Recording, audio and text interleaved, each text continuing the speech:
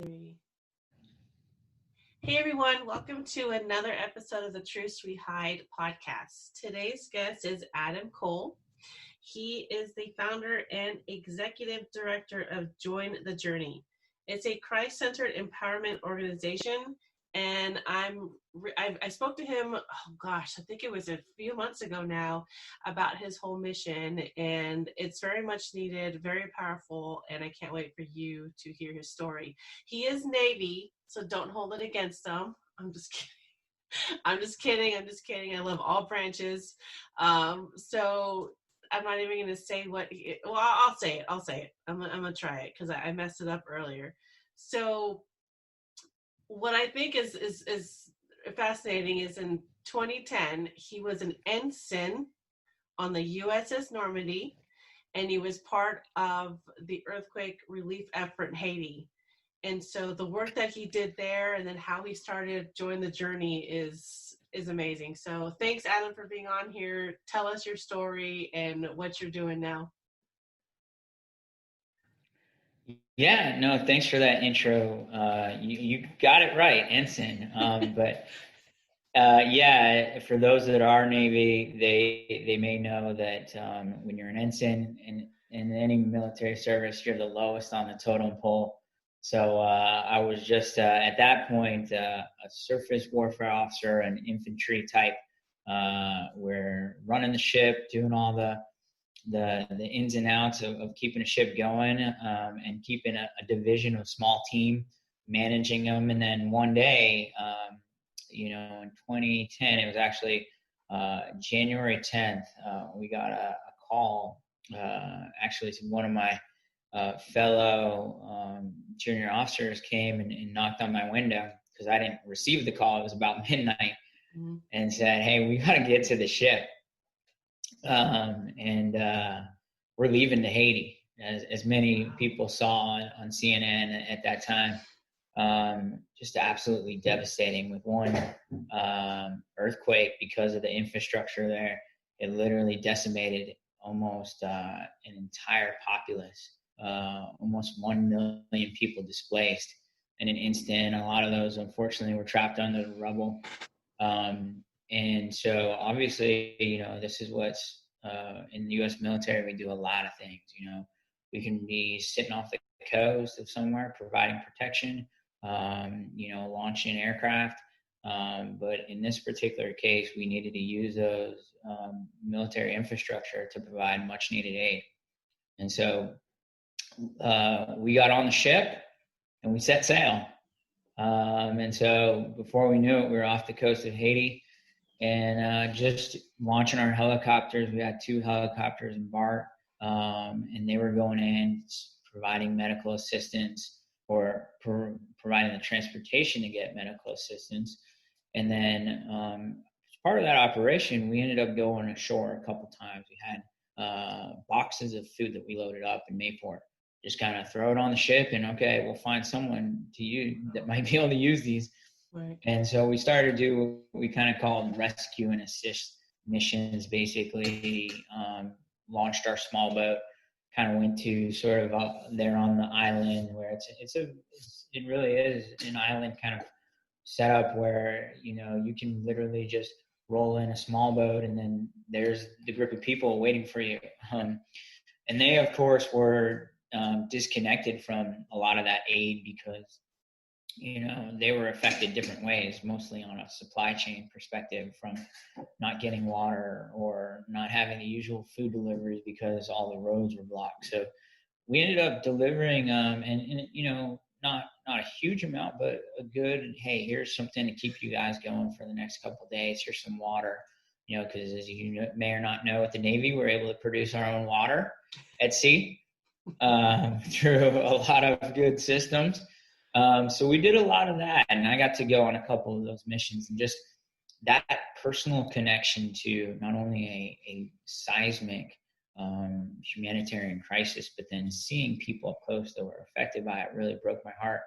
And prior to that, I already started doing, and I joined the military, see the world. Obviously, you join the military, you realize that you may be put in a wartime conflict scenario. But I think when I joined, I also wanted to be peace and try to do this humanitarian thing. So even before Haiti happened, I was already trying to do stuff with kind of as I was prior enlisted, and I'm probably getting way in the weeds here, but even leading up to that moment with my junior petty officer crew, before I got commissioned, we were visiting orphanages, and this was out in Thailand, Philippines. When a lot of us military service members go out, and we're exposed to so much out there. And so I was already seeing some of these orphanages and just asking why, what's going on, how could these people be in this situation.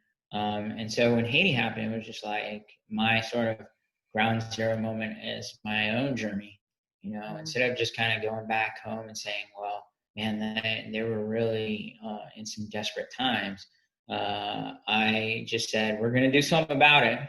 And got my band of brothers and sisters together, created a board of directors, and just sort of launched the nonprofit to really sort of get after it. And so that was 2010. I went back on my own on personal leave to Haiti in September 2010. Linked up with an organization on the ground, did some recon, kind of had them take me off grid. Went to a lot of these. They had displaced tent villages at the time, thousands upon thousands of these villages. And so I just told them to take me to one of them, met with the kind of local leadership there, exchanged some contact info, and basically said, hey, we'll go ahead and adopt you. And so, so really, the story of our organization is really, when we say the name Join the Journey, it really means that, where, and that's what I told these leaders at that time. I said, hey, we're going to join the journey together, figure this out, figure out how we can help you guys. We'll start digging into resources. We'll start connecting some dots with the development processes and keep going. And through that, our journey has been, and in terms of empowerment, really just settling in on one specific aspect that is called microloans. Basically, what we see in the developing world is that people have the gumption a lot of times to start businesses, and for them, it's just getting something and selling at the local market, getting some goods, some palm oil, anything that they can get their hands on to have a trade and have a business and feed their family. So, we ended up giving $100 loans, and over the trajectory of our organization, just really figuring out how that process works, from identifying the right people, finding the right partners on the ground to facilitate those loans and track progress. So that's the long story short, but it's been an incredible journey. And just through interpersonal connections and just my own journeys, we've kind of launched similar models now in Peru, Philippines, and Cameroon, each one with their unique set of challenges. But, we've tried to keep the same thing of going, of just trying to help where we can and being meaningful. Wow. That's incredible. The fact that you went back and did your own research and just adopted an organization from Haiti that says a lot about the type of person that you are. So I appreciate that, because you actually went and you did something. Not a lot of people know what to do. They don't know, they want to help, but they don't know how. And so what advice do you give them? How do you get them involved? I mean, obviously I think they need to go to you, because you've done all that. But if they don't know about you, what advice do you give them? How do you tell them to get involved? Yeah, I think a lot of people, kind of specifically for U.S. military, are in that similar cross section that I was, of recognizing that there is hurt out there, and kind of also having the reality of life, the reality of military life. So, my advice is really try to, and to be honest with you, my own journey has changed so much over the course of my military career, where I used to be a single sailor, as they say. Mm-hmm. And I'm sure you've heard the same thing with single Marine, single soldier, all that, right? But, so when I was really at the start of my journey, I was really just like, sign me up for any volunteer activity. I'll be the guy at the carnival, and stuff like that. And then obviously you get married, you get kids, and you're the ones just bringing your kids to these carnivals and enjoying some of the free entertainment, and thankfully there are volunteers there. So, I think it can look, and it doesn't have to be getting on a plane and going to Haiti. I think it just means, joining the tribe that's nearest to you, and really just being cognizant of opportunities, and really just having a heart to serve. And I think that's the common bond that we have as military. And, even as I know for a lot of Navy ships, there's tons of opportunities on deployments with the chaplain setting up things to go in there. And I just say to everyone, take advantage of it, and if you're hearing this podcast, and this is my time for the shameless plug, we're happy to connect you. Our local component of service is still kind of developing, but we'd love to get you in a similar fashion of, if you want to take personal leave, if there's a way that maybe you see yourself going to some of these places where you have that experience of, hey, I was just in the Philippines, and I saw this, and we have those connections to really connect people in the right places. No, that's really great, because I'm sitting here and my brain's working like, I want to do this because, well, you mentioned Peru. My parents are from Peru, so I'm Peruvian. I've got family there, so I'm curious, what part of Peru do you help? And yeah, I want to get involved. Yeah, we'd love to have you. I love it. So you're still supporting that organization in Haiti, correct?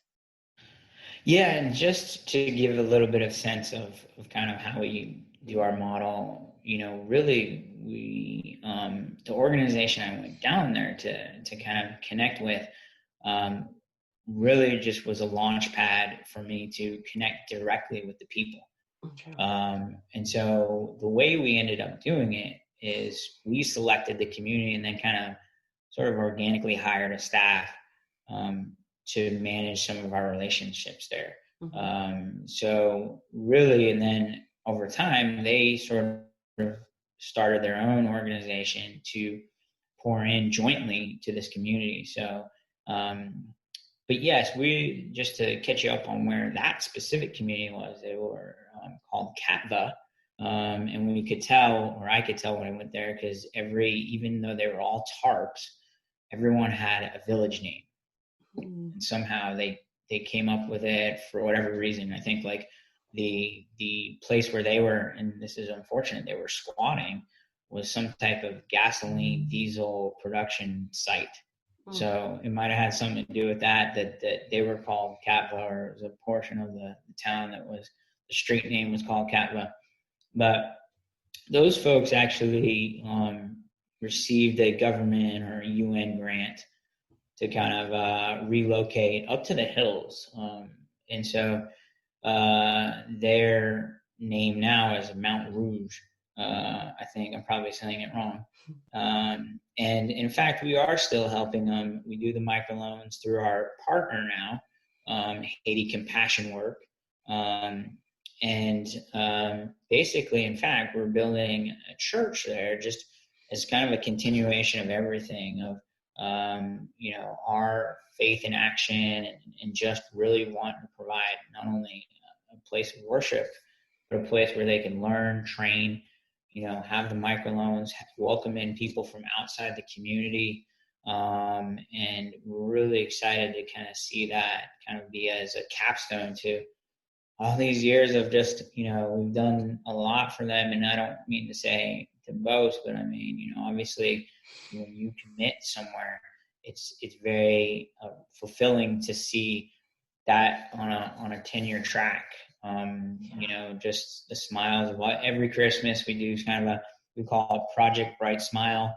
We donate some funds so that they can do toy deliveries. You know, we've had a lot of food deliveries, gotten some kids